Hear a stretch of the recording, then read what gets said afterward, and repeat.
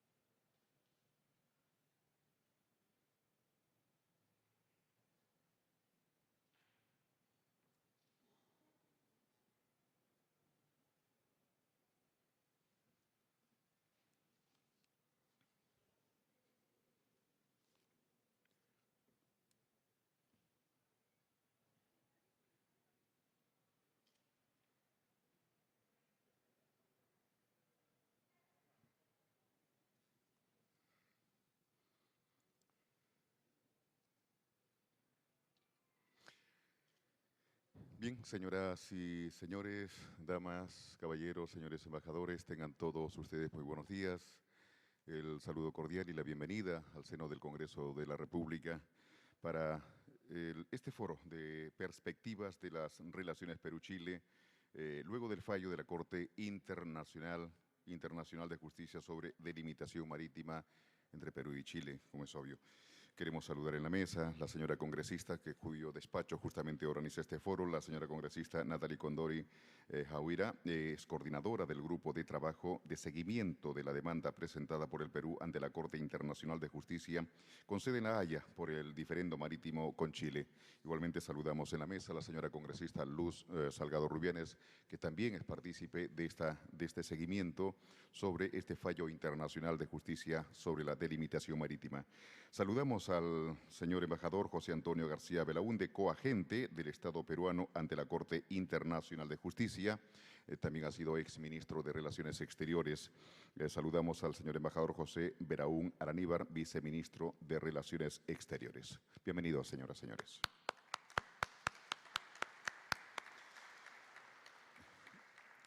El saludo de bienvenida a cargo de la señora congresista Natalie Condori. Señora congresista, por favor.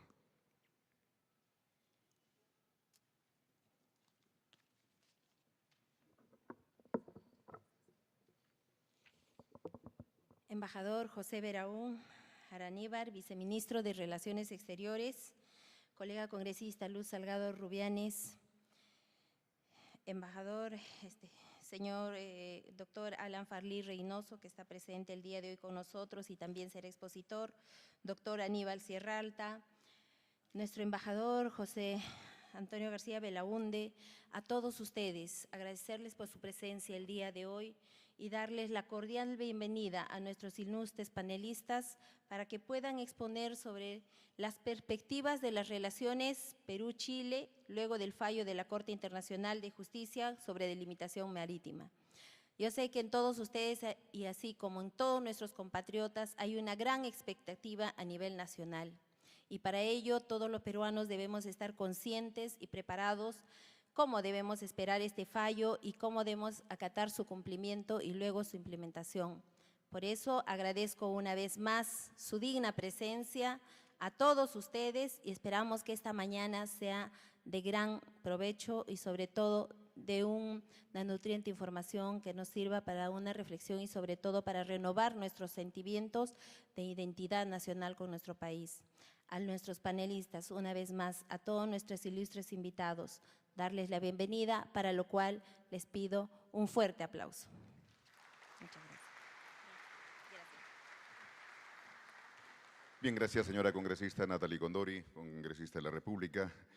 Los temas que vamos a abordar, que se van a abordar en este foro, perspectivas de las relaciones Perú-Chile luego del fallo de la Corte Internacional de Justicia sobre la delimitación marítima, estará a cargo de los señores expositores. El primer tema será la controversia sobre delimitación marítima entre el Perú y Chile, a cargo del señor embajador José Antonio García Belaúnde, coagente del Estado peruano ante la Corte Internacional de Justicia. Igualmente, el intercambio comercial Perú-Chile, proyecciones a futuro, a cargo del señor José Luis Silva Martinot, ministro de Comercio Exterior y Turismo.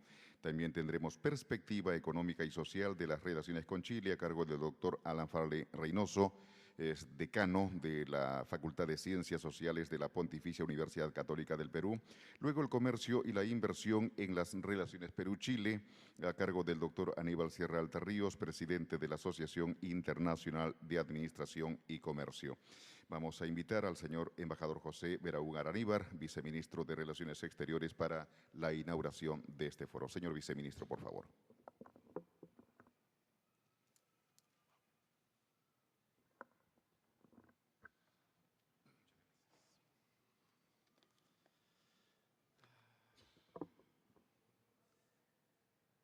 Muy buenos días.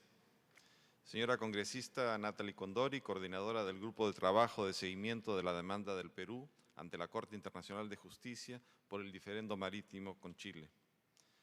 Señor embajador José Antonio García Belaúnde, coagente del Perú ante la Corte Internacional de Justicia. Señora congresista Luz Salgado. Señor Alan Farley, decano de la Facultad de Ciencias Sociales de la Pontificia Universidad Católica del Perú.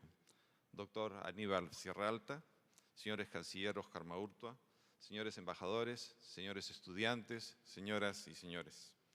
Deseo, por especial encargo del canciller Rafael Rocagliolo, agradecer al Grupo de Seguimiento del Congreso de la Demanda Peruana ante la Corte Internacional de Justicia por brindarnos este espacio de reflexión sobre las importantes perspectivas de vinculación bilateral entre el Perú y Chile, particularmente luego del fallo de la Corte Internacional de Justicia previsto para los próximos meses. La estrecha coordinación entre la Cancillería y el Congreso de la República, y particularmente con el Grupo de Seguimiento del Proceso ante la Corte Internacional de Justicia, ha constituido durante todos estos años un elemento fundamental y positivo que debe ser resaltado.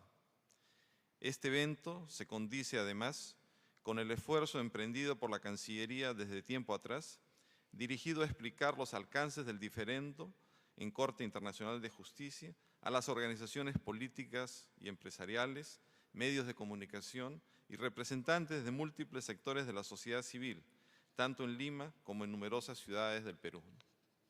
Al respecto, quisiera desarrollar brevemente algunos elementos que considero de particular relevancia y que al tiempo de constituir constataciones positivas del proceso seguido ante la Corte Internacional de Justicia, representan las bases para consolidar el futuro de proyección compartida entre el Perú y Chile. En primer lugar, quisiera relevar que el hecho que vaya a ser un tercero imparcial, el más importante tribunal de justicia del mundo, la Corte Internacional de Justicia, quien dirima esta controversia jurídica y establezca el límite marítimo entre Chile y el Perú, luego de que resultara infructuosa la vía de la negociación directa por la negativa de Chile. Debe resaltarse además que exista ahora una clara percepción de que lejos de constituir un acto inamistoso, el sometimiento de la controversia a la Corte Internacional de Justicia constituye la forma correcta y recomendada por las principales organizaciones internacionales, globales y regionales que promueven el recurso a los medios de arreglo pacífico para la solución de controversias.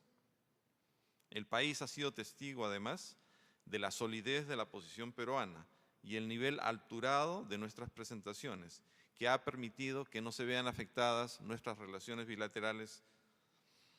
Un segundo elemento que quisiera remarcar es que el fallo de la Corte permitirá consolidar un escenario de paz, desarrollo e integración con Chile, que sin duda alguna redundará de manera positiva en la capacidad de proyección de nuestros países hacia la región del Pacífico, comercialmente la más activa del planeta, a partir de nuestra participación en el Foro APEC y la Alianza del Pacífico, entre otros escenarios de acción. Estoy seguro que la densidad de la vinculación bilateral y la complementariedad de nuestras economías permitirán alcanzar niveles cada vez más altos en la relación peruano-chilena. Un ejemplo a tener en cuenta en esa perspectiva es nuestra relación con Ecuador, que en pocos años ha experimentado avances sin precedentes en todos los ámbitos. Ello debe apreciarse en el contexto de una política exterior que pone notable énfasis en la integración de América Latina y procura mantener las mejores relaciones con los países limítrofes. En el caso de Bolivia, otro de nuestros vecinos, se ha sometido a la aprobación del Congreso el Protocolo de Hilo del 2010, que complementa y amplía los convenios de 1992, así como el Acuerdo por Intercambio de Notas del 2012, que precisa algunas de sus disposiciones y forma parte integrante del mismo, mediante los cuales se busca mitigar el impacto de la mediterraneidad en la economía boliviana y contribuir a los esfuerzos de la macrorregión sur del Perú. En esa línea, las cancillerías del Perú y Chile vienen elaborando una amplia agenda bilateral a partir de numerosos encuentros sectoriales y el establecimiento de nuevos y muy concretos ámbitos de cooperación, principalmente en beneficio de nuestras poblaciones fronterizas. Estos avances se aprecian en la reciente declaración de los ministros de Relaciones Exteriores del 5 de marzo pasado, donde se coincidió además que la conclusión del proceso de la Corte se dará dentro de un marco de fortalecimiento de la confianza mutua, y se reiteró el compromiso del Estado de respetar el fallo de ese Tribunal Internacional. Quisiera destacar además las importantes iniciativas adoptadas por la sociedad civil para contribuir a generar un clima de confianza y visión de futuro compartido, como el llamado a la concordia de Mario Vargas Llosa y Jorge Edwards, y declaraciones conjuntas a nivel de empresarios, universidades, académicos, directores de medios de comunicación y artistas de ambos países. Finalmente, quisiera referir a un tercer elemento que debe ser un motivo de orgullo y satisfacción nacional. Me refiero a la unidad demostrada no solo en la fase oral, sino durante todo el proceso y el sentido de política de Estado adoptada sucesivamente por 3 gobiernos democráticos. Confiamos que esa misma unidad se mantendrá en esta etapa y se pondrá de manifiesto en la implementación y el cumplimiento del fallo, al cual vemos con optimismo, pero sin triunfalismo, conscientes de que las sentencias de la Corte suelen ser complejas y aplicando el derecho buscan alcanzar un resultado equitativo. En función de los elementos señalados, pero sobre todo sobre la base de la voluntad de ambos pueblos por establecer una relación de amistad y beneficio mutuo, continuaremos trabajando con la convicción de aprovechar así esta oportunidad histórica de paz, de desarrollo y de cara al siglo XXI que deberá surgir al resolverse pacíficamente esta controversia. Muchísimas gracias.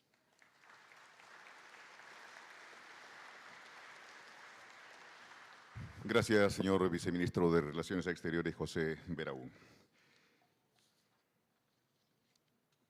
Vamos seguidamente a invitar para su exposición al señor embajador José Antonio García Belaúnde sobre la controversia sobre delimitación marítima entre el Perú y Chile. El señor embajador José Antonio García Belaúnde es coagente del Estado peruano ante la Corte Internacional de Justicia. Es importante para conocimiento de los estudiantes que están presentes en el auditorio, el señor embajador José Antonio García Belaúnde ha sido ministro de Relaciones Exteriores del periodo de gobierno 2006-2011, coagente, ya lo hemos dicho, del Estado peruano ante la Corte Internacional de Justicia sobre la controversia marítima entre Perú y Chile. Es abogado, graduado en la Pontificia Universidad Católica del Perú. Es también graduado de la Academia Diplomática del Perú. Ha sido el doctor José Antonio García Belaúnde, ha sido embajador en Uruguay y ha cumplido misiones diplomáticas peruanas en las Naciones Unidas, también en Madrid, en México, en París, en Quito, en Washington, Aladi, entre otras responsabilidades de representación de nuestro país. Adicionalmente, ha ocupado los cargos de director secretario de la Junta del Acuerdo de Cartagena, director general de la Comunidad Andina de Naciones y asesor del secretario general de la Comunidad Andina de Naciones. Vamos a recibir, señoras y señores, al señor embajador José Antonio García Belaúnde. Señor embajador, por favor.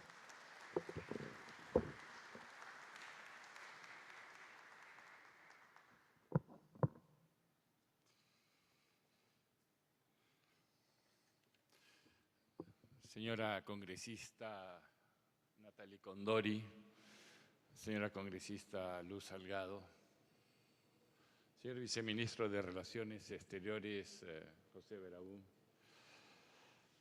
Señor Embajador Oscar Maurtua, ex canciller de la República. Señor Embajador Gustavo Mesa Cuadras, señor doctor Juan José Ruda, asesor jurídico de la Cancillería. Señores expositores, Alan Farley. ¿Qué pasa, mi amigo? Aníbal Sierra Alta, casi pariente. Muchas gracias por esta invitación, señora Condori, y muchas gracias por esta idea simbólica de hacer en esta sala que se llama Raúl Porras Barrenechea. No solo un insigne historiador, también un insigne diplomático y también muy vinculado a la historia de la defensa de los límites territoriales del Perú. Porras participó activamente en los acuerdos con Colombia, con Ecuador, y creo que a él, que ha sido fuente de inspiración para muchas generaciones diplomáticas, debemos también un homenaje permanente por su amor al país y por el rescate de los valores de la historia del Perú y por su compromiso por la defensa del patrimonio territorial de la patria. Hablamos de límites y este tema es un límite marítimo, no es territorial, es un límite marítimo. Y habría que decir pues que la definición de lo que es el perímetro, el espacio que ocupa esta nación llamada Perú, ha sido un proceso muy largo y muy complejo que ha durado muchísimos años y que en realidad con el fallo de la Corte terminará finalmente de definirse. Primero fue el territorio, luego fue el acuerdo con el Ecuador apenas el 2 de mayo del 2011 y ahora será la Corte la que determine cuál es el límite marítimo con Chile. De tal suerte pues que a portas casi del bicentenario podremos decir que tenemos claro cuáles son los límites terrestres y marítimos del país. Pero definir un límite marítimo, en este caso con Chile, no fue una tarea fácil. En primer lugar, porque hay que reconocer que el tema de mar es un tema de reciente data. La preocupación, por ejemplo, que tuvimos los peruanos y los chilenos en la década de los 40 o 50 tenía que ver no tanto con nuestros límites vecinales, sino con la preocupación de la explotación que se estaba haciendo descarada y depredatoriamente de nuestros recursos por flotas pesqueras de grandes potencias.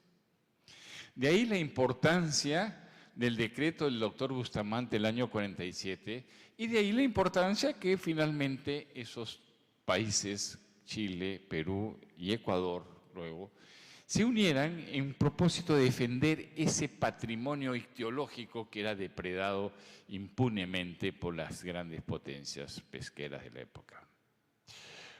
El año 52, en una conferencia en Santiago de Chile, se estableció pues una política de defensa de ese patrimonio, esa riqueza natural.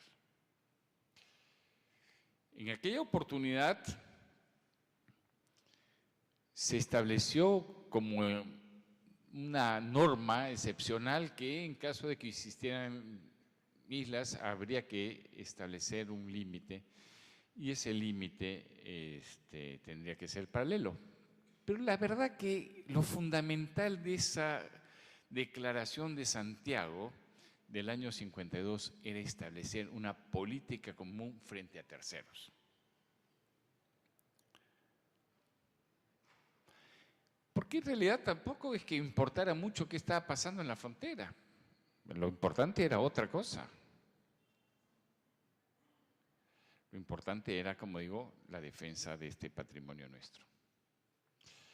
Por consiguiente, lo que hicimos el año 52 es desafiar al mundo que todavía se movía entre las 3 y las 12 millas, es decir, no, señores, acá hay que hacer algo más audaz. Y en eso,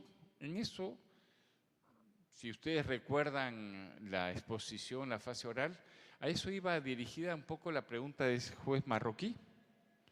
¿Qué pasaba en el 52? ¿Era posible el año 52 establecer políticas así de acuerdo al derecho internacional de la época?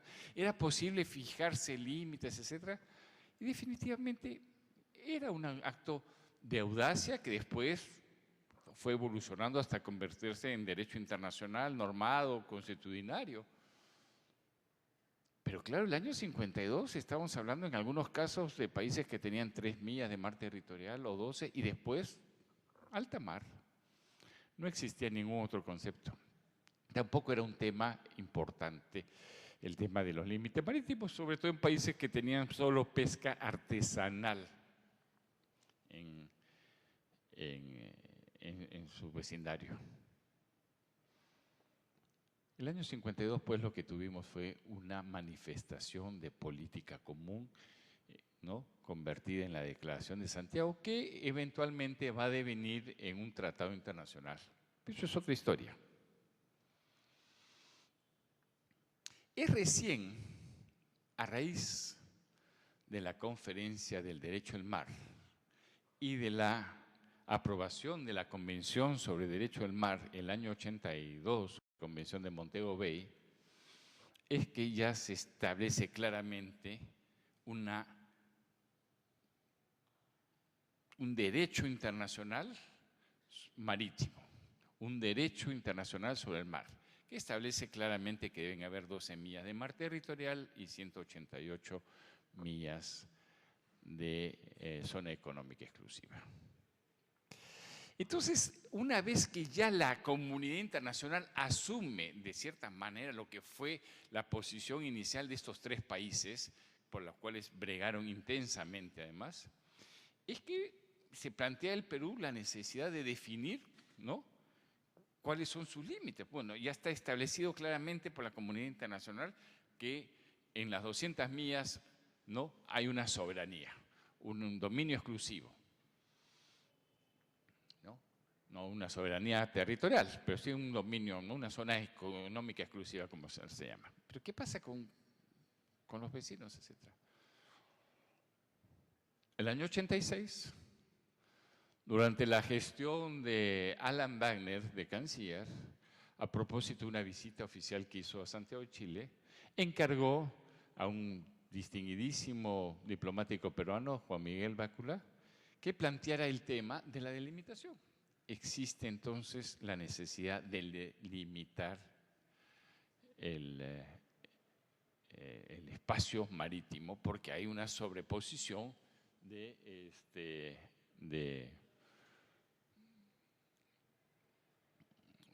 aguas, de acuerdo pues a la proyección del mar, de la proyección de la tierra sobre el mar. Y entonces el embajador Bácula habla con el canciller de entonces en Chile y quien además le dice, muy interesante, vamos a considerarlo, pero déjeme eso por escrito. Entonces es el primer documento oficial del Perú que plantea que la situación del espacio marítimo de Chile y Perú no tiene ningún sustento jurídico y que por consiguiente los países tienen que establecer una delimitación y que esa delimitación pasa necesariamente por los criterios de la Convención del Mar, que es que, salvo que existan circunstancias especiales, llámense islas o lo que fuese, la delimitación tiene que ser por una línea equidistante.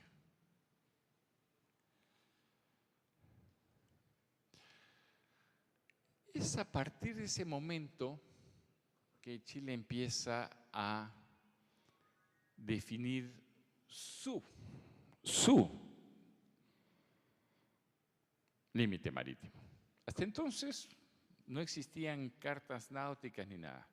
Recién, hacia los años 90, empezamos a tener cartas náuticas chilenas hablando del paralelo y posteriormente viene la famosa historia del hito 1 como punto de inicio de la frontera terrestre y no el punto de la Concordia, que es lo que había establecido el Tratado de límites con Chile del año 1929. Ese solo entonces. El Perú siguió pues planteando estos temas y recién entonces, el año 2004, a través de una nota hecha por el canciller entonces, Manuel Rodríguez, a Chile se le plantea la necesidad de establecer formalmente una negociación sobre la delimitación marítima, a la cual Chile contesta que no hay nada que negociar porque existe ya un tratado. Me tocó a mí el año 2006 retomar el tema y plantearle nuevamente a los chilenos, no en forma tan estrictamente oficial como una nota, pero sí en múltiples conversaciones, la necesidad de definir el límite marítimo que no existía. Y la respuesta fue: existe un límite marítimo que es el establecido el año 52 en la Declaración de Santiago, la posterior declaración del año 54. Entonces, como decía antes, acá teníamos la posición del Perú, que la Declaración de Santiago era una afirmación de política común frente a terceros y que Chile había convertido en el acuerdo de límites marítimos entre Perú y Chile. Ante la insistencia chilena de no había nada que negociar, nos tocó plantear el ir a La Haya. Como lo ha recordado muy bien hace poco el vicecanciller, ir a La Haya es un recurso recomendado por las Naciones Unidas, pero no solo recomendado como solución pacífica de controversias entre Estados, sino incluso hay una resolución posterior de la Asamblea General de las Naciones Unidas que recomienda o aconseja o señala que el ir a La Haya no debe ser considerado jamás un gesto inamistoso. Si yo demando a otra parte a La Haya, la otra parte no debe considerar que es un gesto inamistoso, porque es la manera de buscar una solución a la controversia. Si no funciona la negociación, pues buscamos otros mecanismos. Entonces, los mecanismos arbitrales para una solución de controversia no pueden ser considerados inamistosos.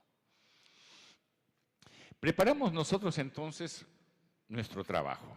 Primero, graficar la zona sur. Teníamos las líneas de base, pero no teníamos el mapa de esa zona.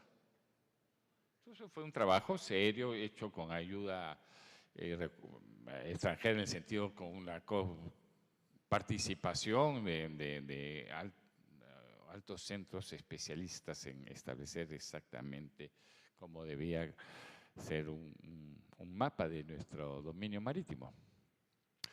Pero nos tomamos el tiempo suficiente como para esperar algunos pronunciamientos de la Corte que nos interesaba. El primero de ellos era uno referido a las excepciones preliminares que había planteado Colombia a la Corte en el caso de Nicaragua, diciendo que la Corte no era competente, pidiendo a la Corte que se declarara no competente ver el caso porque ya existía un tratado. Entonces era muy importante para nosotros, porque evidentemente es lo que dijera la Corte iba a servir para inspirar a nosotros, digamos a Chile, a plantear también, porque un caso de excepciones preliminares. Entonces, si la Corte decía que no era competente en el caso Colombia, Nicaragua, teníamos el riesgo de que nuestro caso no avanzara mucho en la Corte. Pero la Corte dijo que sí era competente, que no había delimitación marítima establecida en el tratado entre Colombia y Nicaragua, el Bárcena-Esquerra, y que por consiguiente iba a considerar el caso de la delimitación marítima. Con lo cual nosotros nos sentimos seguros de que ese primer escollo iba a ser superado, no iban a ser acogidas excepciones preliminares y que la Corte iba a considerar todo el caso. Pero la segunda cosa que nos interesaba era un litigio entre Nicaragua y Honduras, también sobre delimitación marítima y también sobre tratados marítimos. Y la Corte dijo una cosa que fue importantísima y clave, y que va a ser importante y clave ahora, porque lo ha repetido después el caso final de Colombia y Nicaragua. Dijo, un tratado de límites es una cosa de la mayor importancia y no se puede asumir, no se puede deducir, no se puede considerar que está en algún lado. Y esto es muy importante, porque entonces hizo que nosotros enfocáramos nuestra defensa en eso. Si el tratado de límites no se puede asumir, entonces aquel que dice que existe un tratado de límites tiene que probarlo, tiene que mostrarlo, o sea, la carga de la prueba. Con esa tranquilidad, digamos, es que planteamos la demanda ante la Corte. ¿Y qué le pedimos a la Corte? En enero del 2008. Le pedimos a la Corte dos cosas. Señores, delimite usted este espacio de sobreposición de aguas entre Perú y Chile, al cual llamamos triángulo interior, de tal suerte que tengamos una delimitación equitativa, que produzca resultados equitativos. El test de la proporcionalidad que se llama, es decir, que los resultados sean costas ¿no? equivalentes a cada lado. Porque no existe una delimitación marítima. Y pedimos una segunda cosa. Hay un espacio que corresponde a las 200 millas peruanas y que Chile considera que es alta mar. Incluso en una ley chilena, una ley de pesca del año 91, consideran mar presencial de Chile, una categoría que no existe en el derecho internacional y que se la sacaron de la manga algunos magos juristas, más magos que juristas, evidentemente. Entonces, delimíteme usted ese espacio. Uno es una delimitación sobre un espacio de 68.000 kilómetros cuadrados y el otro es asígneme usted formalmente que esto pertenece al Perú y estamos hablando de 29.000 kilómetros cuadrados.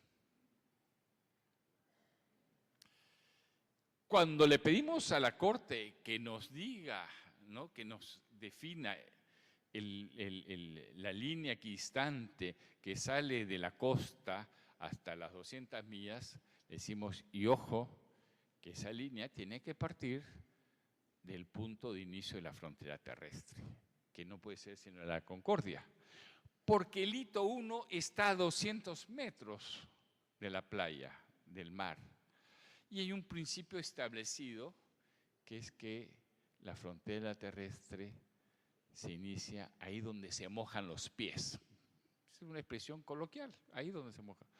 Y claro, a 200 metros de la playa o 300 metros de la playa no nos mojamos los pies. Y además está muy claramente establecido por lo demás en el Tratado del 29, ¿no? Dice la intersección de un arco de 10 kilómetros a partir del puente Yucta, la intersección de ese arco con la orilla del mar. Está clarísimo. Por consiguiente, no fue exactamente un pedido, porque y para nosotros es un tema zanjado y no corresponde a nuestro tema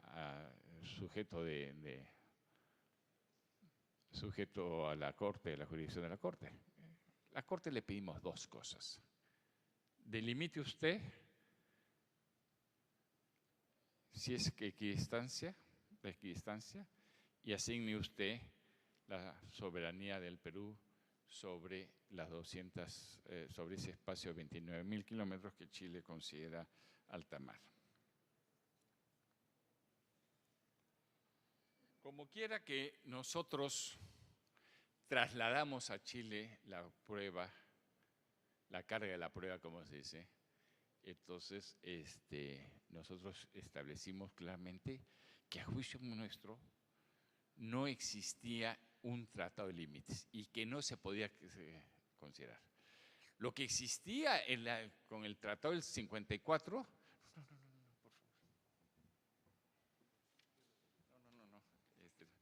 no pierdo los papeles todavía. Lo que existía el año 54 era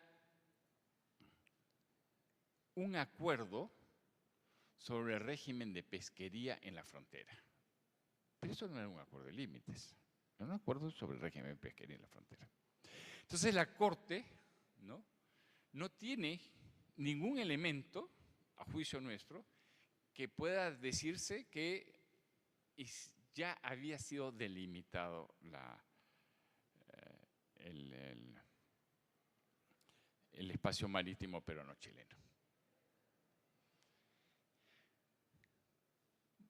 La fase oral que ustedes han visto fue larga y de primerísima calidad expositiva, y hay que reconocer que la otra parte hizo sus esfuerzos para hacer una presentación también de primera calidad, de eso no le negamos, y tenemos que reconocer que ambas partes además actuamos con altura y no nos prodigamos ningún tipo de insultos o vindictas o palabras maldichas ahí para… No, la cosa fue estrictamente en derecho.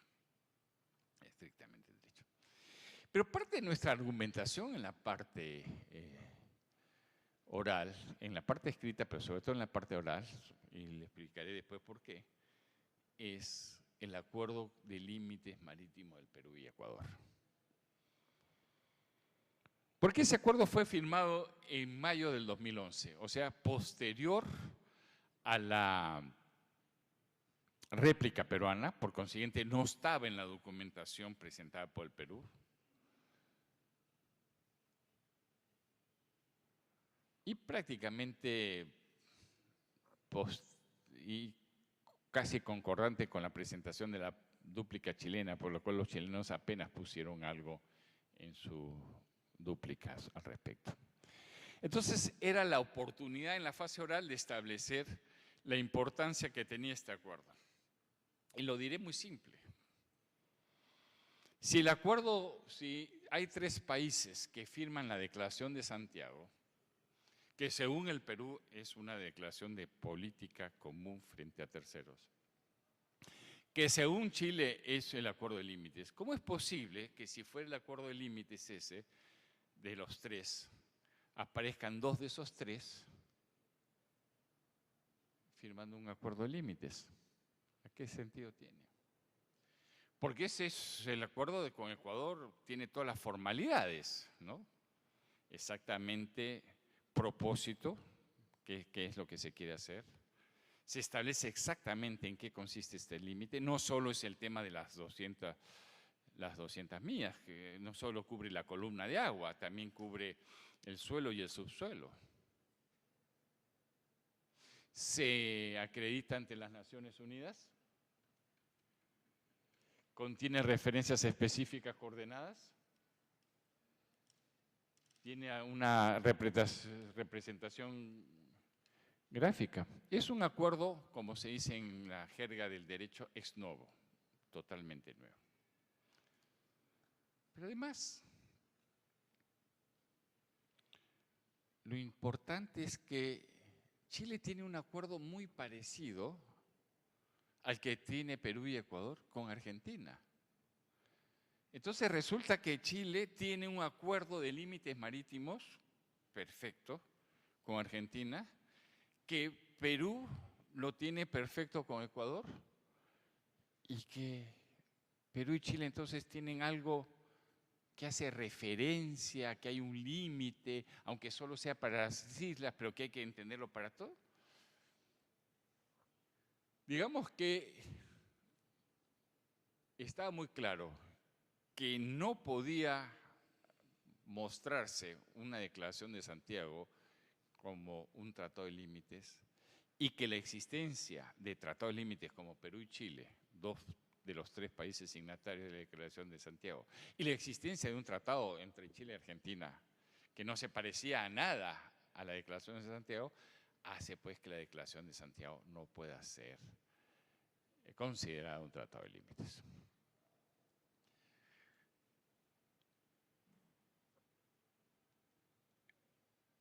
Es evidente que en el transcurso de todos estos años, en parte porque el derecho internacional del mar estaba en evolución. Por eso es que nosotros planteamos una parte de nuestra posición en la fase oral para ubicar históricamente el tema del derecho internacional del mar, es decir, hablar del derecho internacional del mar intratemporal, es decir, cómo era el derecho internacional del mar en los 50 y cómo es ahora. Entonces es evidente que han habido situaciones y conductas o actos o pronunciamientos que no se corresponden exactamente, pero hay que ponernos en el espacio, en el tiempo de eso. Hoy día las cosas están muy claras, pero en los años 50 no estaban tan claras.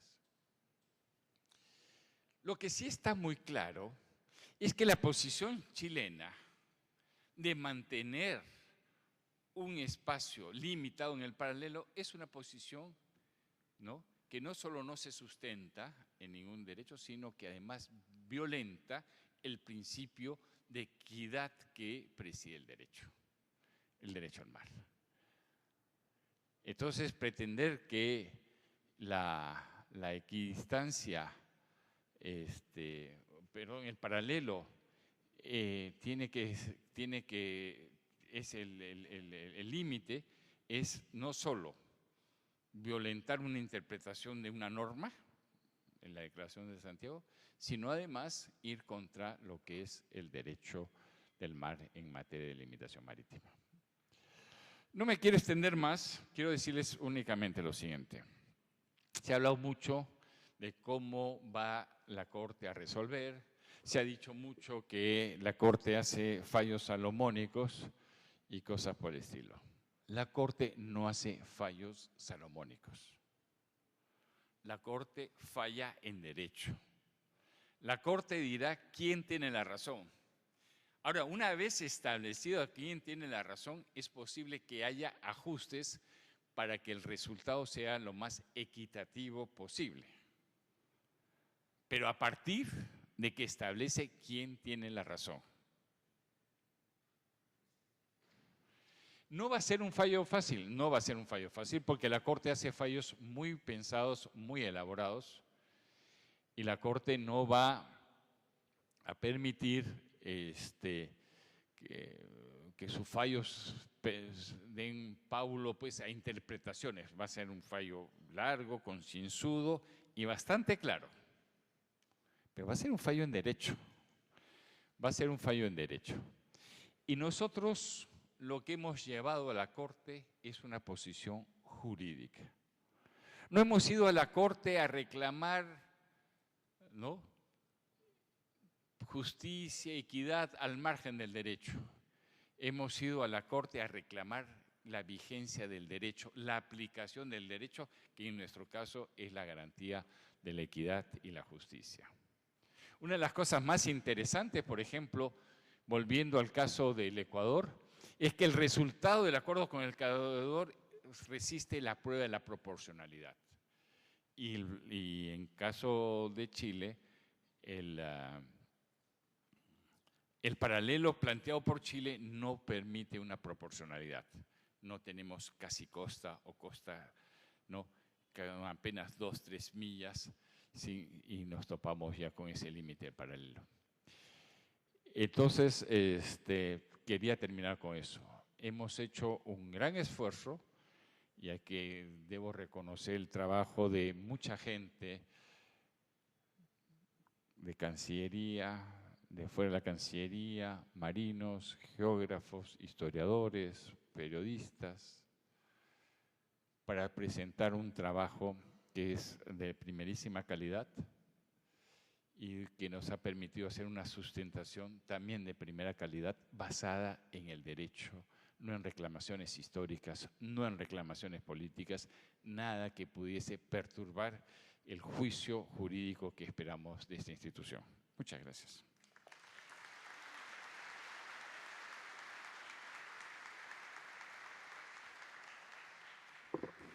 Bien, gracias, señor embajador José Antonio García Belaúnde, en esta primera exposición sobre las perspectivas de las relaciones Perú-Chile, luego del fallo de la Corte Internacional de Justicia sobre la delimitación marítima.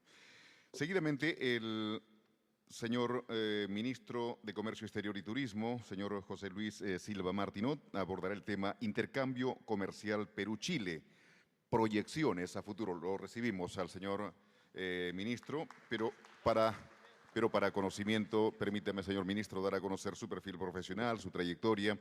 El señor ministro de Estado en la cartera de Comercio Exterior y Turismo, máster en Administración de Empresas por la Universidad San Ignacio de Loyola, bachiller de Ciencias Contables y bachiller en Administración de Empresas por la Universidad del Pacífico.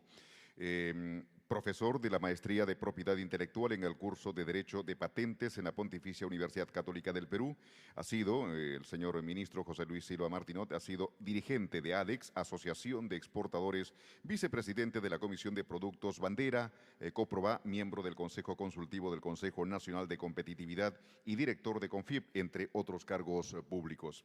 Ex vicepresidente de Laboratorios Latinoamericanos y ex vicepresidente de la Fundación Instituto Hipólito Unanue. Recibamos, pues, señoras y señores, estudiantes, jóvenes, al señor ministro de Comercio Exterior y Turismo, señor José Luis Silva Martinot, en el intercambio comercial Perú-Chile, proyecciones a futuro. Bienvenido, señor ministro.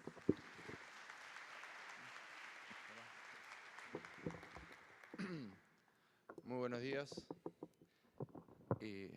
Antes que nada, muchísimas gracias por la oportunidad de compartir con ustedes el día de hoy. Quiero saludar a los congresistas de la República, a la congresista Condori, a la congresista Salgado, a los miembros del cuerpo diplomático, a los exmiembros del cuerpo diplomático, a los amigos y a todos.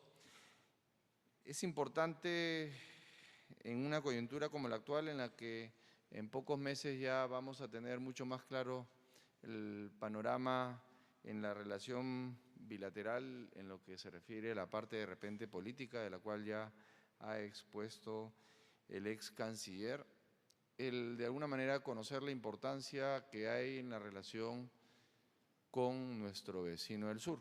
Yo he llegado hoy día a las 2 de la mañana, he estado el día de ayer en Cartagena con la representación chilena, colombiana, mexicana, hablando de la Alianza del Pacífico. Alianza que ha despertado interés en el mundo entero. Hoy esta alianza de 4 países, que es una alianza, como se dijo ayer, básicamente comercial económica, tiene los ojos y el interés y el pedido de participación de países como Australia, Nueva Zelanda, Japón, Corea, China, España, Canadá, Costa Rica, Guatemala, Paraguay, Uruguay, y la verdad es que todos los días se suman nuevos pedidos de países y de bloques, porque la Unión Europea ha pedido participar, no como miembro ni observador, pero quieren estar enterados de lo que está sucediendo en la alianza. Lo mismo sucede con el ASEAN, que es los países del sudeste asiático, y también existe interés de otros bloques económicos. De alguna manera, esta alianza, que repito, nació en nuestro país, pero está acompañada por nuestro vecino del sur, está marcando la pauta porque en un periodo muy corto hemos logrado avanzar lo que en otras negociaciones ha tomado años y años. Es más, podríamos decir que en 6, 7 meses desde que se firmó en Paranal y que se dio el mandato para avanzar en la parte comercial, hemos avanzado mucho más de lo que se puede haber avanzado en una alianza que también está enfocada hacia el Pacífico, como la Transpacífico, en la cual participan hoy 11 países. Japón acaba de pedir su incorporación, eso todavía va a tomar un tiempo, pero es en el marco de APEC. Pasemos a la siguiente lámina, por favor. Chile es nuestro principal socio comercial en América Latina. Ustedes pueden ver ahí que exportamos casi 2.000 millones de dólares y el que le sigue es Brasil con un poco menos de 1.400 millones de dólares. Ojo, hay que entender que dentro de esas exportaciones, básicamente o principalmente, es necesario desglosar lo que es exportación tradicional y no tradicional, y podríamos decir que 2/3 de esa exportación son materias primas y 1/3 es producto con valor agregado. Siguiente lámina, por favor.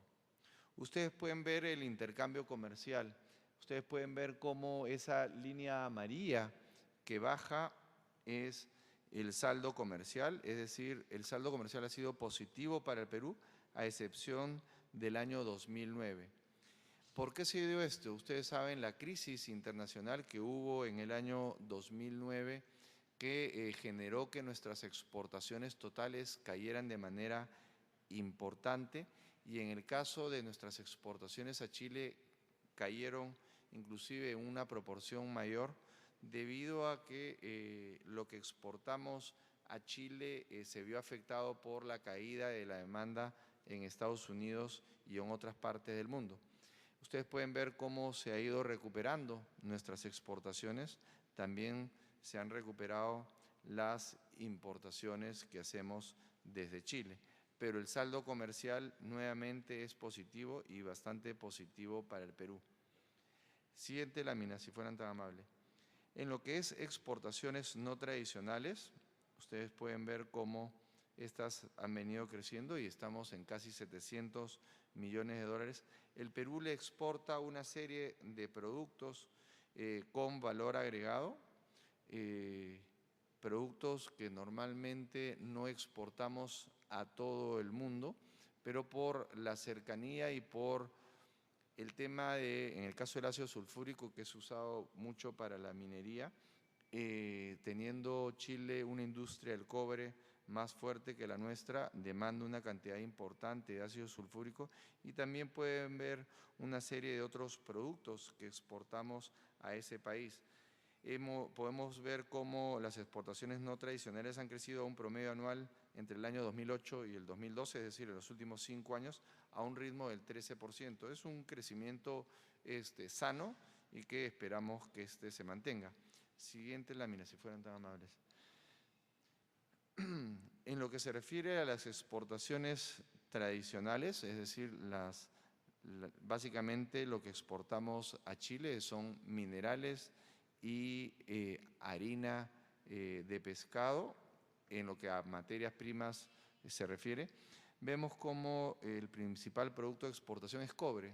Parece increíble que el Perú le exporte cobre a Chile, pero y ahí hay una contradicción en lo que estamos haciendo. Nosotros estamos exportándole a Chile el cobre, en Chile le dan el valor agregado y lo exportan ya refinado. Entonces, lo que el Perú necesita es actuar rápidamente en darle valor agregado. Ahí tenemos que cambiar algunas normas que lamentablemente, normas, leyes, reglamentos que desincentivan el dar el valor agregado a nuestros recursos naturales. Ustedes pueden ver también que el Perú le exporta a Chile harina de pescado. Antes, estoy hablando de los 70s, inicios de los 80s, Perú y Chile competían por ver quién era el país que más harina de pescado exportaba. Chile tomó una decisión inteligente, creo yo, el darle valor agregado a la harina de pescado. Entonces, en vez de exportar harina de pescado, ellos exportan salmones. Su harina de pescado sirve de alimento para las salmoneras y lo que hoy día exportan de harina de pescado es principalmente la harina de pescado que se hace a partir del salmón. Es decir, es una harina de un pez que se alimentó de harina, lo cual nos debería llevar a reflexión, porque el Perú tiene una costa enorme, pero además tiene miles de cochas, miles de lagunas que pueden ser explotadas o utilizadas para lo que es acuicultura. Allí nosotros tenemos un trabajo muy grande por hacer, pero también va a ser importante la participación del Congreso, porque hay leyes que de alguna manera desincentivan el dar el valor agregado a los recursos naturales en nuestro país. En lo que se refiere a las importaciones, siguiente lámina por favor, ustedes pueden ver cómo Chile nos exporta una serie de productos, productos que pueden ser considerados en algunos casos insumos para la producción, pero también lo que debería de llamarnos la atención, y no lo veo ahí dentro de los principales productos, y debería estar, es la madera.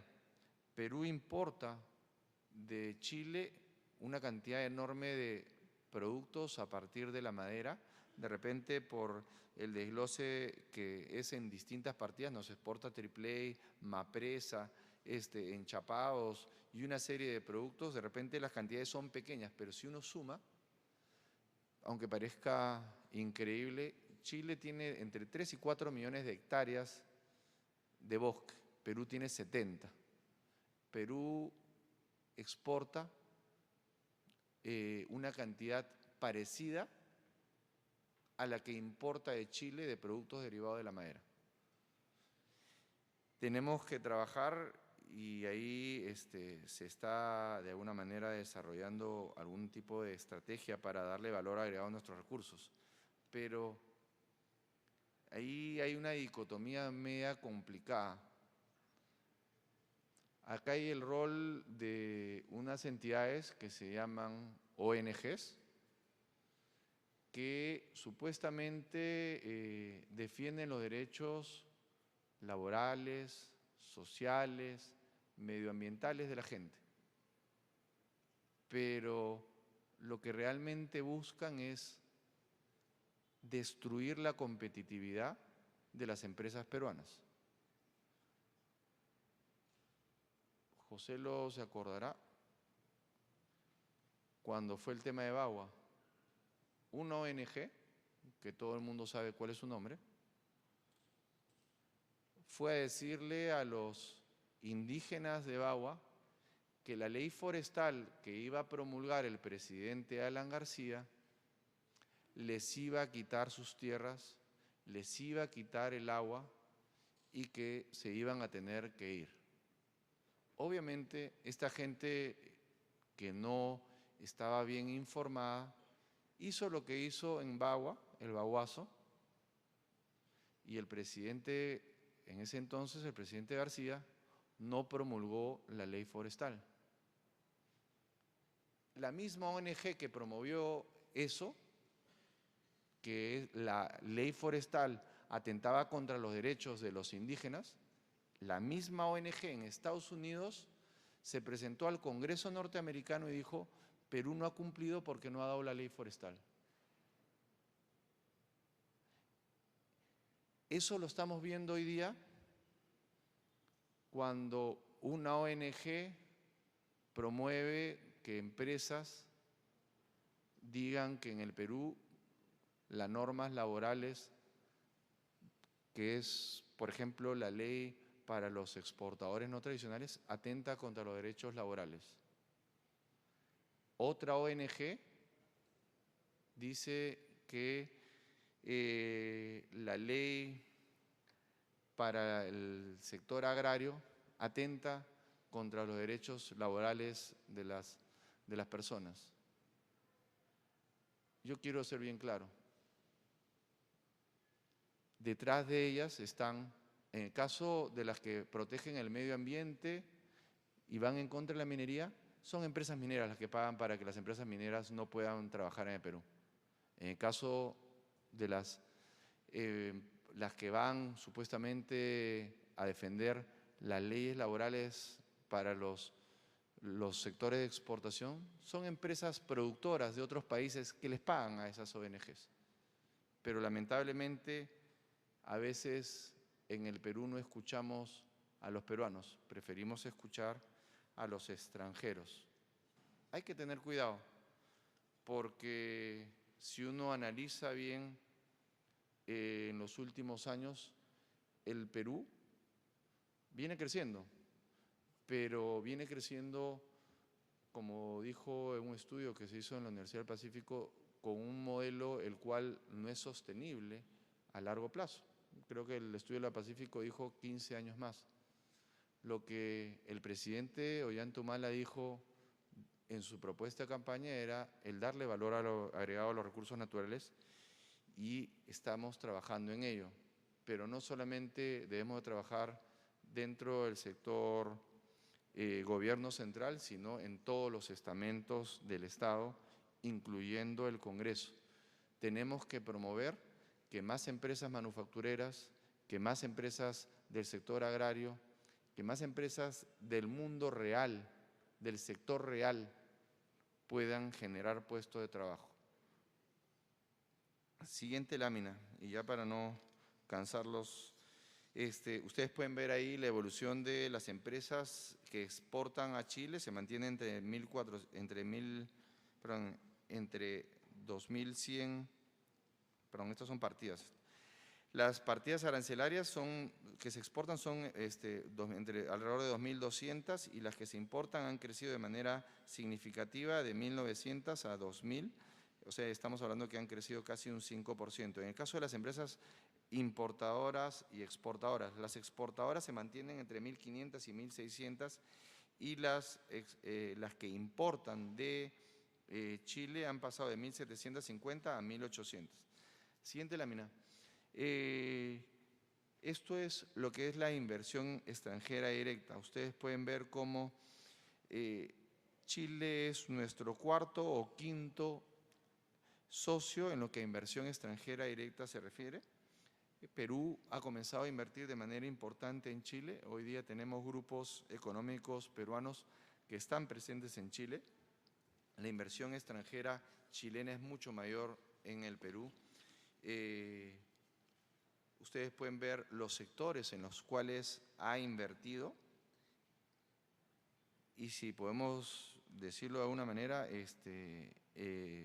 los sectores reales, que podrían ser minería e industria, ocupan el 26-27% más o menos de la inversión chilena. Después el resto está en el tema finanzas, en el tema comercio principalmente.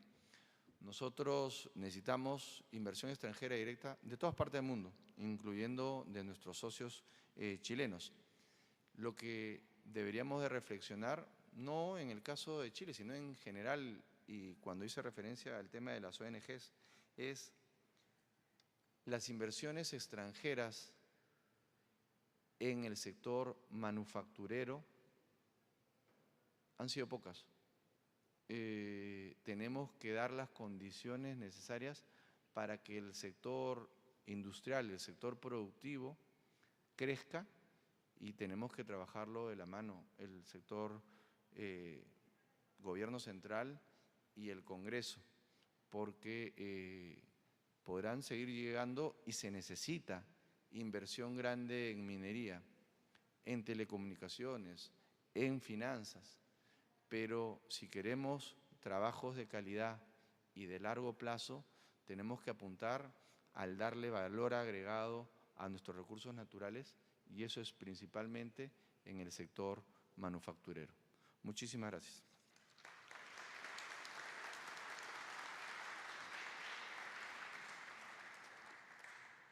Gracias, señor Ministro de Comercio Exterior y Turismo.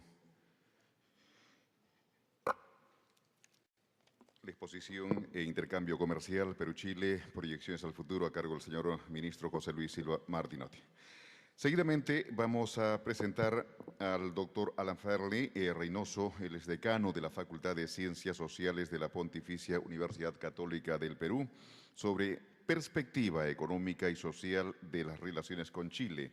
El doctor Alan Farley Reynoso, él es decano de la Facultad de Ciencias Sociales de la Pontificia Universidad Católica del Perú, licenciado en Economía por la misma universidad, magíster en Comercio Internacional y Desarrollo del Instituto Torcuato Di Tella, catedrático universitario y consultor internacional en temas de economía e integración.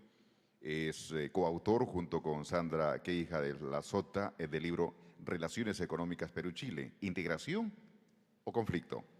Publicación que se suma a otros libros y numerosos capítulos y documentos de trabajo, siempre sobre integración multilateral, también en economía, comercio internacional, entre otros. Su destacada labor intelectual y de investigador le ha merecido el reconocimiento internacional, habiendo sido ganador de distintos concursos y objeto de distinciones y becas de alto prestigio. Vamos a recibir al doctor Alan Farley Reynoso sobre el perspectiva económica y social de las relaciones con Chile. Doctor Farley, por favor.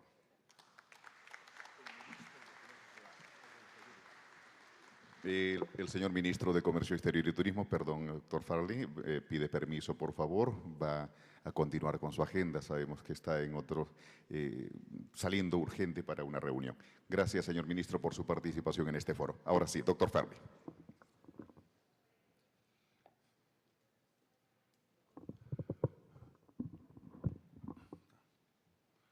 Muy buenos días, señora congresista Condori, distinguidos miembros del Congreso, diplomáticos, colegas expositores, señoras y señores.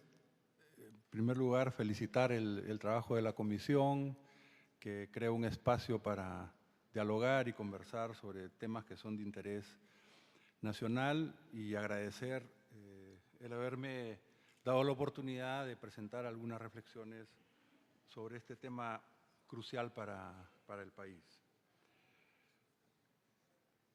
La presentación, yo quiero tocar tres ejes. Primero, cuáles son las características de esta relación económica. Un presidente y 3 vicepresidentes. Les hago el comentario del plenario.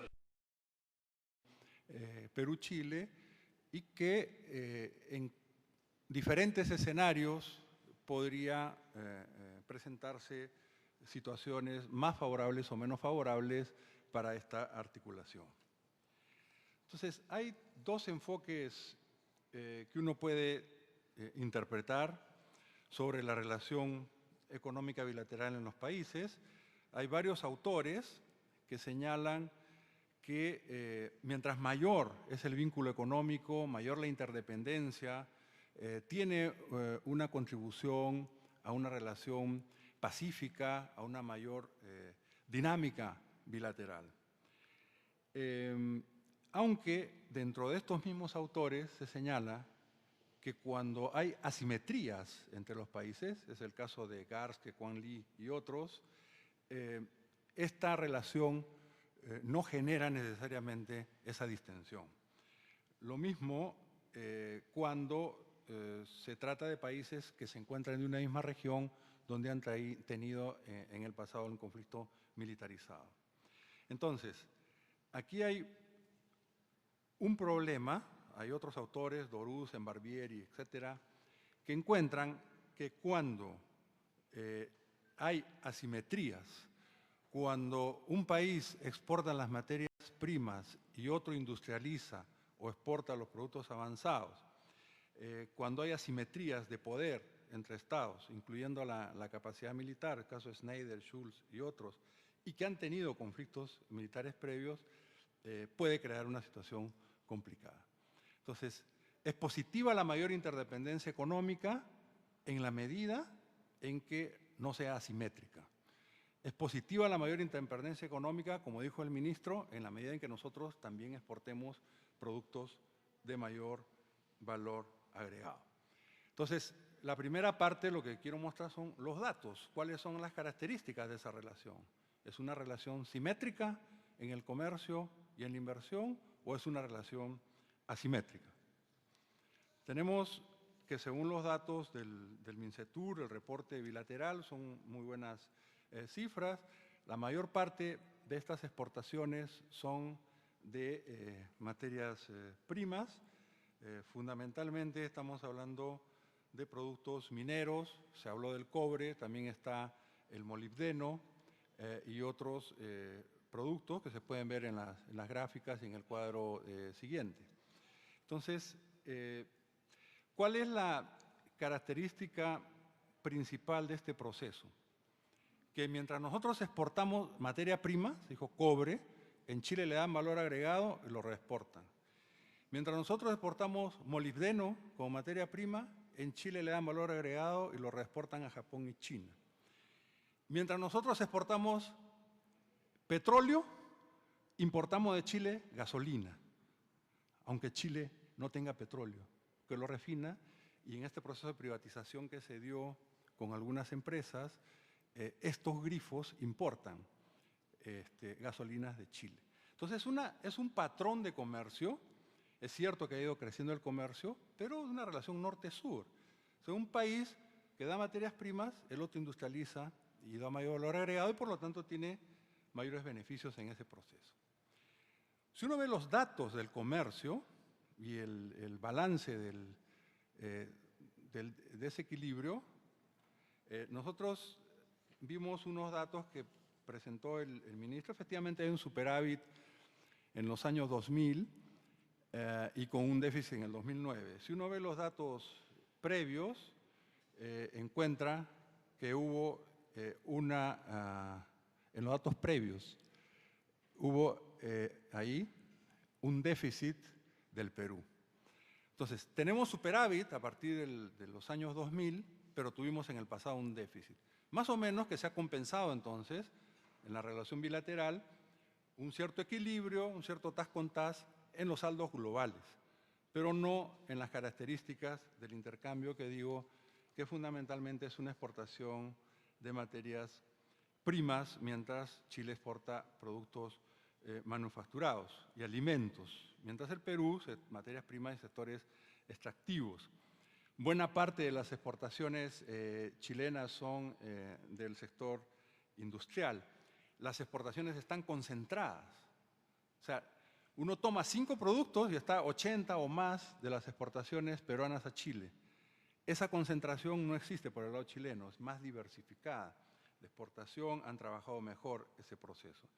Nosotros elaboramos unos índices que técnicamente se pueden caracterizar para identificar ventajas comparativas relativas, para identificar índice de complementariedad en el comercio bilateral, para caracterizar el comercio interindustrial, son indicadores Gruber-Lloyd, que son los que permiten estos cálculos.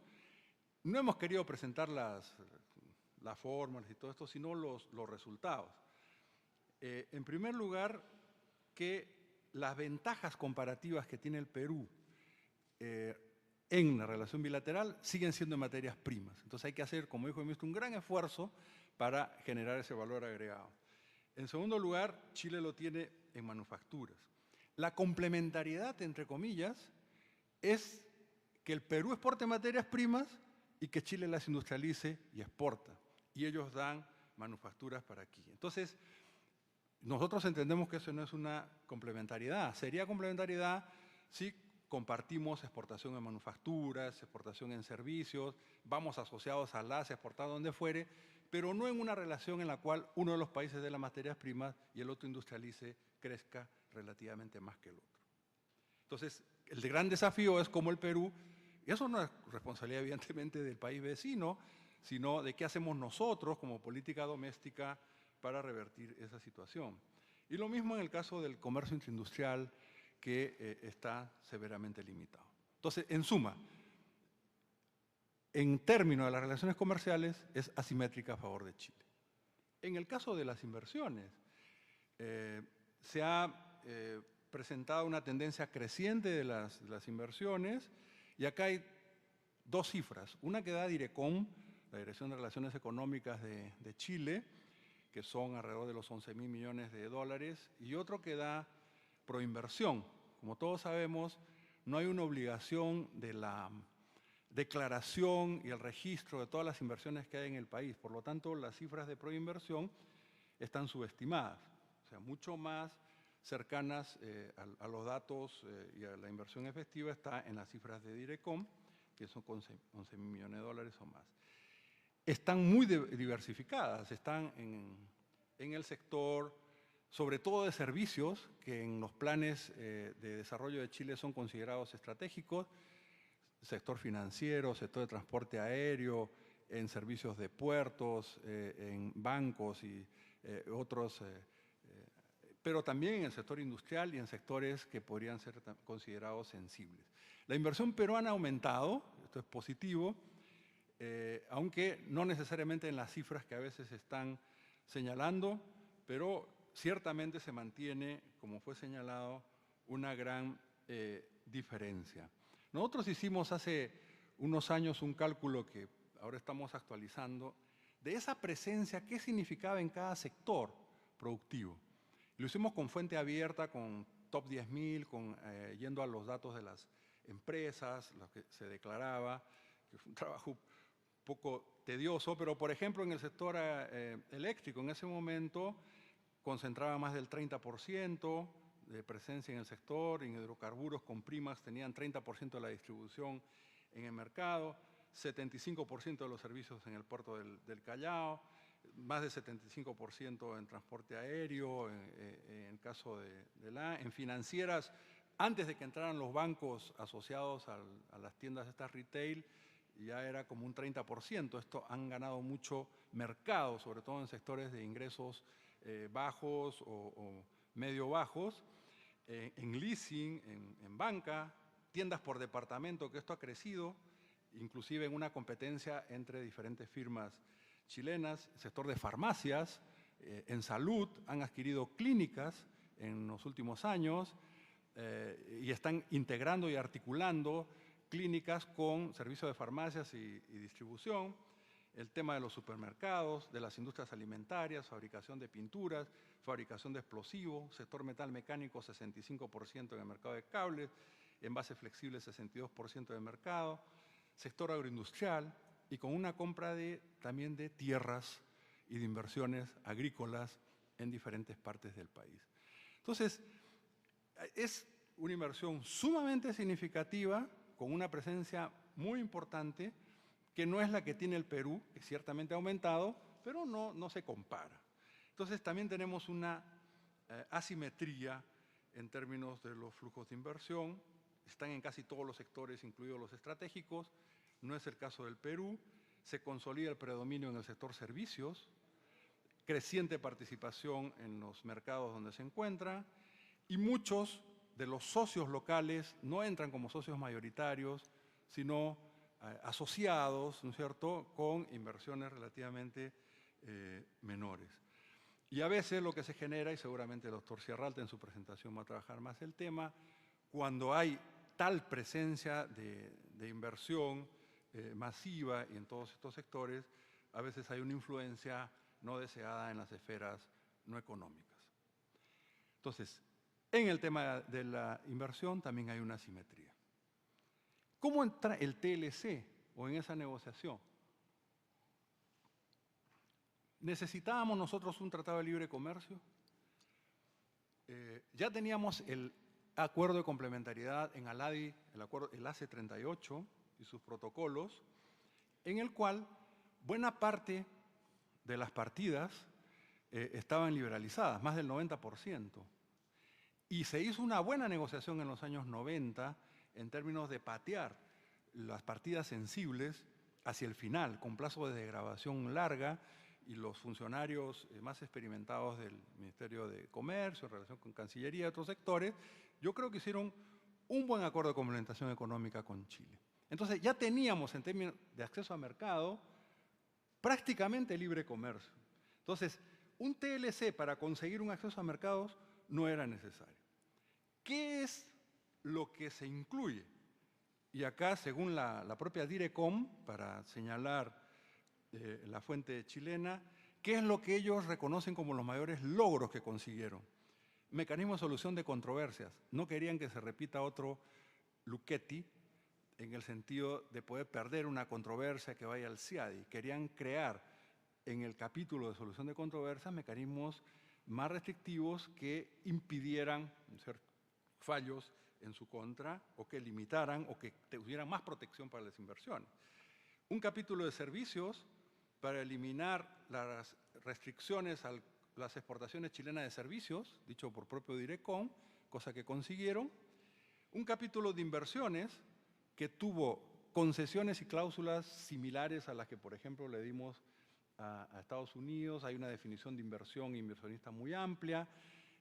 hay el tema de requisito de desempeño que prácticamente no está, y sobre todo hay una cuestión que es complicada como lo de expropiación indirecta o conceptos similares, donde ya no es que yo te tengo que compensar si es que hay una expropiación directa, una toma de una empresa, sino que si un Estado toma determinadas medidas o políticas que afectan las ganancias o expectativas de ganancias de esas empresas, pueden ser considerados como una expropiación indirecta y nos pueden demandar ante un tribunal internacional.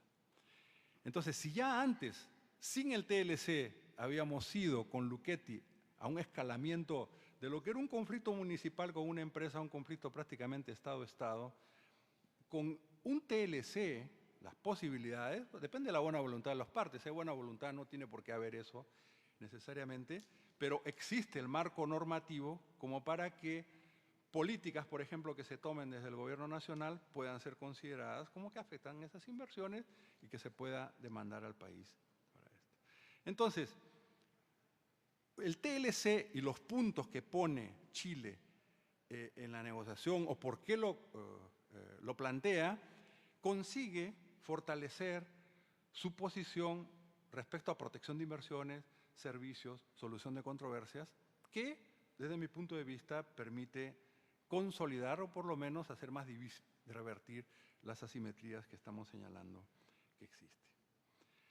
Entonces, después hubo adendas, y voy a ser muy breve en comercio transfronterizo de servicios, una lista sobre sesiones futuras que añadieron al Tratado de Materia de Servicios, sistematizaciones, mercancías, bueno, en fin. Ciertamente que hay temas de negociación en las cuales se podría mejorar, porque se ha seguido diciendo perfeccionemos el TLC. Pero ¿qué ha pedido Chile? Entre otras cosas, participar, o sea que hay un capítulo de compras públicas. Es decir, ya consiguió servicios, inversiones, solución de controversias. Ahora quiere participar en las compras públicas del Estado peruano, ¿no? Compitiendo con productores o abastecedores nacionales. Porque si se sigue la tónica de lo que son los TLCs, hay que dar trato nacional a las empresas que participan de los países con los cuales yo tengo el acuerdo.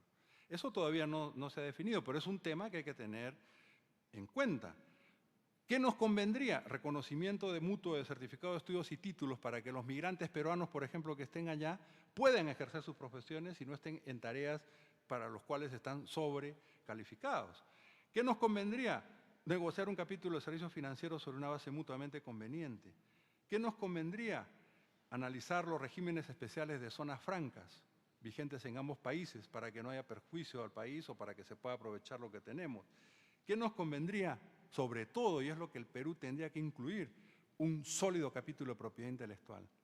No solo por el tema del pisco, de lo que ellos llaman chilemoya, la lúcuma, sino por lo que es la riqueza de la biodiversidad que debe ser cautelada. Se sabe que pasa orégano, pasan otros productos y son exportados con marcas chilenas.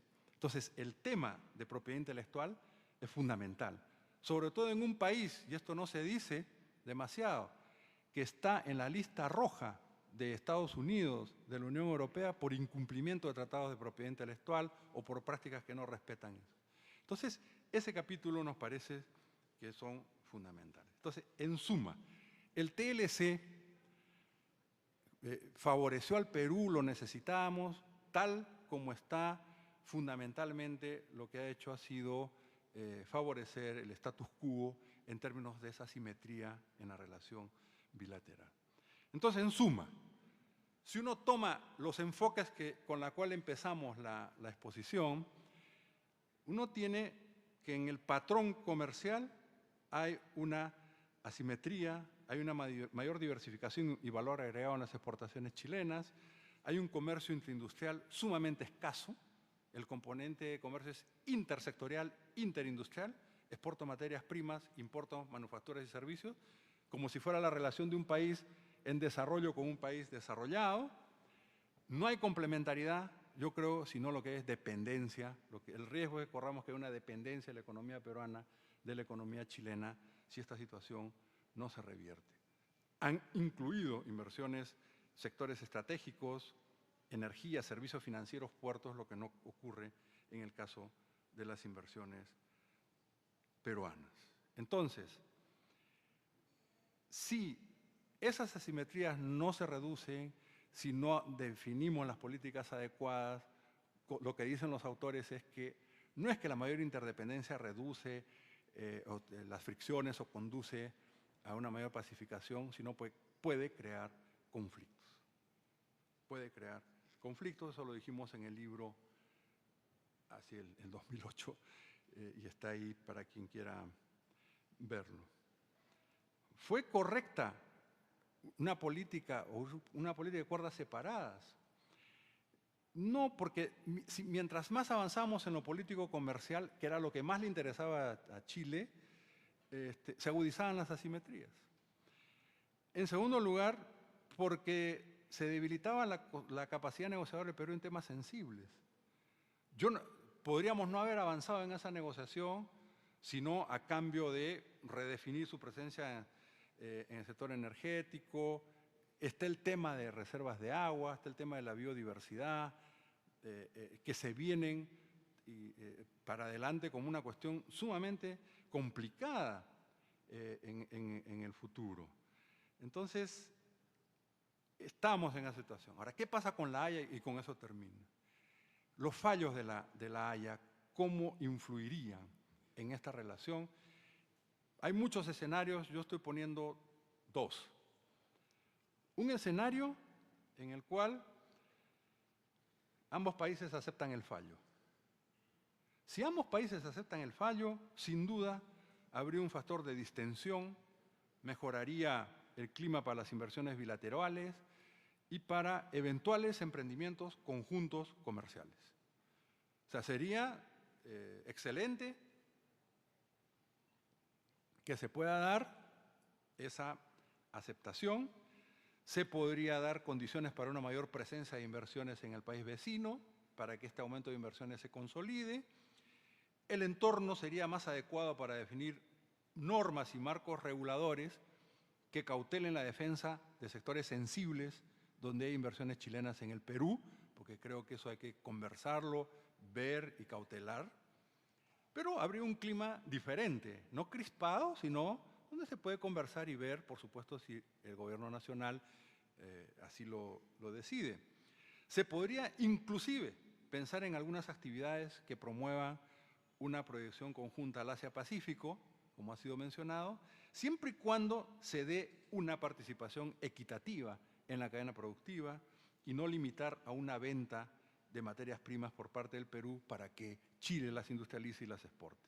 Lo mismo en la formación de clúster, como en el sector minero, lo que dijo el ministro. Protocolo, le dan valor agregado y regresa. Dan servicios de ingeniería, dan una serie de servicios. Bueno, que se hagan clúster, que exportemos, pero, ¿no es cierto?, siempre y cuando se revierta esa característica de la relación asimétrica. O sea, aún en ese escenario positivo, nosotros tenemos la gran responsabilidad, la gran tarea de diseñar las políticas que, como fue señalado, exporten mayor valor agregado, redefinamos una condición superior. El escenario 2 es que uno de los dos países no acate el fallo de la Haya. Está bien, está la declaración y ojalá que se cumpla, pero hay que analizar todos los escenarios. En este caso, habría un clima enrarecido y dependiendo cuán destempladas sean las reacciones en cada país, se podría entrar en una indeseada espiral de tensiones, ¿no? Ya se ha visto también que están deteniendo embarcaciones pesqueras en zonas o el litigio que, según otras declaraciones, están del lado nuestro. O sea, hay situaciones, ¿no es cierto?, que en el contexto de un fallo desfavorable son complicadas. Lo que ha pasado con Colombia y Nicaragua, que fue señalado, ¿no es cierto? Colombia ha hecho simplemente no acato el fallo y van a seguir pescando y nuestra Fuerza Armada garantiza que siguen pescando donde han pescado siempre y han obtenido sus recursos. Entonces, aunque Chile no diga abiertamente que va a desacatar el fallo, de facto podría mantener el status quo. Y eso puede crear también una situación un poco complicada. Entonces, Yo creo que de ambos países debemos trabajar para que sea el escenario 1 o alguna variante la que se cumpla. Y aún en este caso, el Perú debe impulsar políticas que reviertan las asimetrías y nos permitan un liderazgo en el Pacífico Sur. Pero creo que sería muy irresponsable, suicida históricamente, no estar preparados para cualquier escenario. Muchas gracias.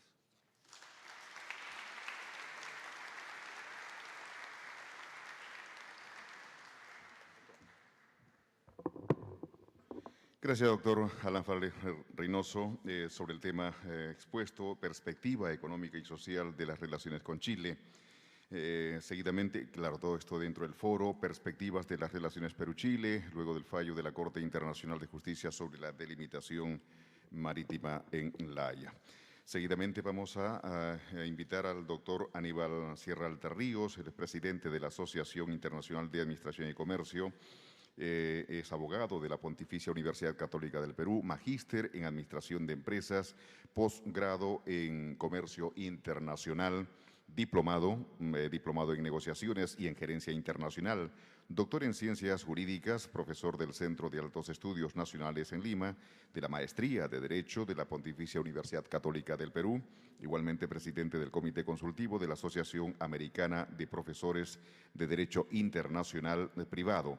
El doctor Sierralta ha sido consultor de la Organización de los Estados Americanos. Igualmente, a la fecha, es autor de 14 libros de Derecho, Comercio Internacional y Negociaciones. Es presidente del Centro Internacional de Administración y Comercio, árbitro internacional. El doctor Aníbal Sierra Altarríos va a abordar el tema el comercio y la inversión en las relaciones Perú-Chile. Doctor Sierra Alta, por favor.